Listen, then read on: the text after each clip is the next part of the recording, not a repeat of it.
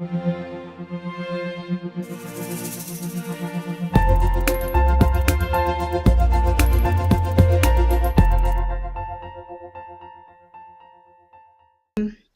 so then my next question, which I think you touched on a little bit in the beginning, is going to be like, what are the greatest challenges that you think there are to establishing a more accountable system?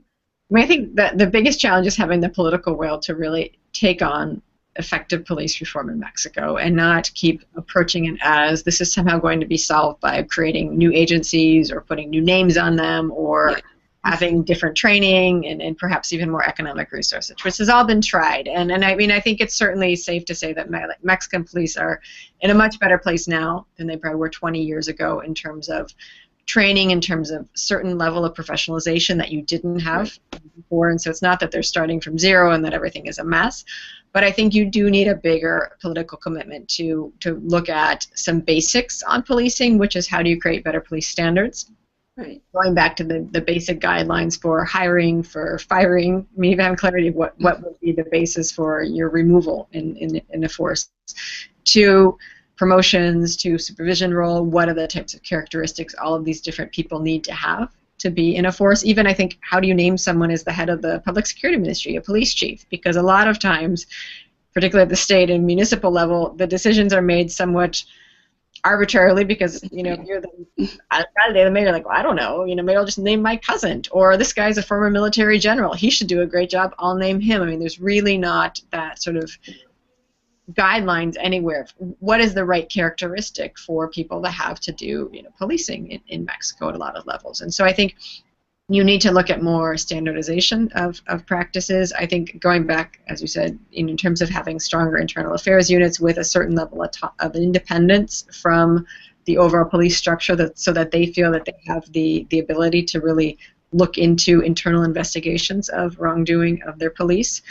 There's, you know, as for much as we criticize sometimes training, there is certainly a need for just overall basic training in Mexico. One, in terms of even on human rights. What are human rights? What are your obligations as an officer in terms of how you interact with the population? What rights do the population have when you are interacting with them and when you detain someone?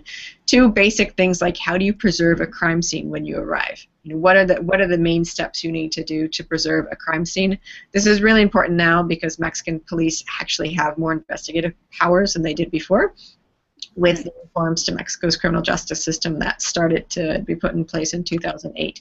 So things like, you know, in chain of custody. I mean, there's these basic things that we would consider basic good practices in policing that I think there certainly is a need for increased training. It's something that the Mexican government has started to work on. I would say the U.S. has supported these efforts, both in terms of the federal police and their professionalization, but as they've moved forward, they're working on a lot more. How do you strengthen police academies, better training? How do you, increase trainer-to-trainer models so that you actually start having a more professional force, which actually also starts with having a force that knows what it's supposed to do in certain situations. So, adequate use of force.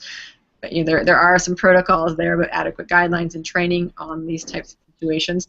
So I think it's just having really the commitment, I think, at the federal level and certainly at the state and municipal level to move forward in saying, what do we really need for our policing in the country, and to comment, this needs to go hand in hand with these ongoing efforts to reform Mexico's criminal justice system, because having police that's doing this great investigation is not going to mean very much when that case is presented to the prosecutor and is thrown out because you have a poor prosecutor or a judge that has not had full knowledge of the new system and doesn't know how to handle the case. So if you don't have both working together, you're gonna end up having a lot of frustrated either prosecutors or police because they don't have the type of evidence gathering or experience to really prosecute a crime effectively.